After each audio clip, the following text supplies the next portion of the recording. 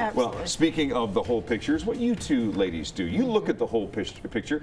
Could I even say it's like a holistic view of someone's life or someone's work life, their situation? Explain that. Absolutely. Well, you know, people oftentimes will come to us as coaches and want to talk about how they might be developing as leaders, so they can be the best leader in their new role and responsibility in an organization. And oftentimes their personal life will sort of creep into the conversation and they'll want to push it away.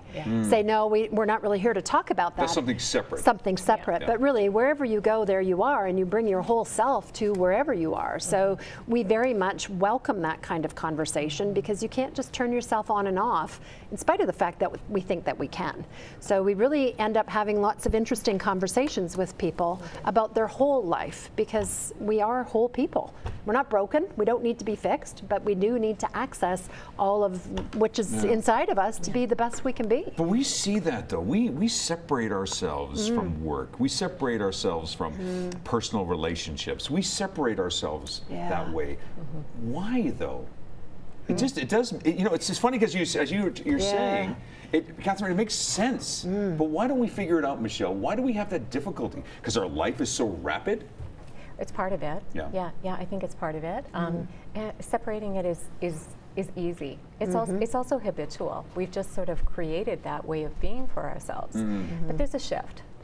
There's a transformation that is happening, and people are coming back to that oneness. They get it. The younger generation especially, they really do. The millennials are amazing. Mm-hmm. Amazing what's going on with the younger kids. They realize things that life is happening too fast. The millennials are going to these tiny houses. They're living with less. They're the rate of kids getting driver's license is so down. So low. It's incredible. And you know what? Maybe if you walk somewhere and you take that time, maybe you have time to reflect. Do you find riding your bike you have more time to reflect versus sitting in traffic? Without question. And you know, it's really interesting you mentioned that, because it takes me at least an hour to ride in. And in that hour period, part of me is, when I first start the ride, I think to myself, I've got all these things to do. I can't get to work fast enough. And then I stop about halfway through and realize, just enjoy the moment. You know, hey, look at those birds. What a beautiful sunrise. You know, and then all of a sudden I get to work and I'm, there's again that Zen moment. Well, and it is about getting into the zone. I mean, we talk about that in sports all the time. When you're in the zone, you can make amazing things happen. You riding your bike in, it gives you the opportunity to be, as we say, mindful or present with what's going on, but also to appreciate that, hey, you know, this is something that's available to me. If I'm going way too fast, I don't get to see any of that stuff. And the other piece that we really try and help people understand is, what's the emotional soundtrack that's playing in your head? Because we see the world based on how we feel. So if we feel rushed and we feel stressed and we're overwhelmed and we've got all of these expectations that are placed upon us, that's how we experience the world. But if we step back long enough to kind of get reconnected with some of those things that make sense. Simple things too. Simple things. It's not complicated. I find that women are that's okay. I find that women are very subject, especially as we hit our 40s, because we all grew up playing with dolls and Barbies and everything else, and there is no 40 Barbie. There is no, you know, there is nothing. So that's probably a good thing. That's why I like the cold. Everything looks better clothed. And that's what I found watching my girlfriends. So many of my girlfriends have gone through these incredible life transformations, and the roads haven't been easy, and at times they've looked borderline psychotic, and a lot of that has been, there's been no direction. And they say any path will get you there if you don't have a direction, if you don't have a goal, right? But when you have a goal, then you have to design the path, right?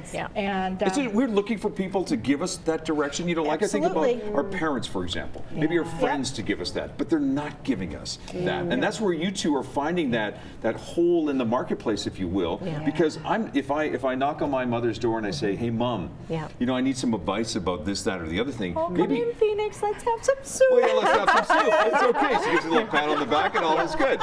But I want more than that.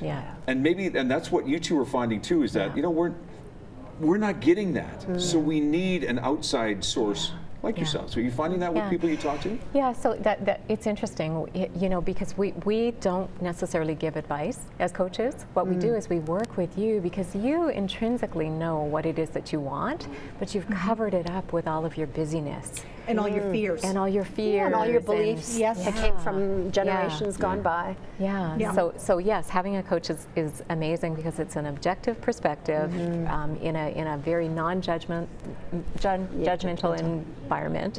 That really supports you in moving forward to what it is that you really want to move toward. Many of us are just hamsters on a wheel, and then we wake up at 40 or 50 and we go, is this it?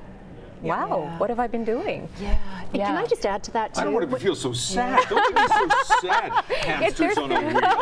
Hamsters are on autopilot. Yeah, they are. Get in the Kia. What about, you know, just thinking about, what was I going to say now? Non-judgmental space. So we're not in very many conversations or relationships in our life where there aren't expectations and there aren't harsh criticisms and there aren't drama and histories about where we've come from. So part of this is a coach can really hang out with you and be non-judgmental and really hear you for what it is that you're trying to say, not only with your words, but you know, the essence kind of, that sounds like an interesting word, but the essence of who you are and what's important for you in your life as a parent, as a broadcast journalist, as a father, as a right? Because we play lots of different roles in our lives, but we tend to get stuck in what those roles are and what we think we have to do inside of those roles. More with these two ladies in just a few moments here.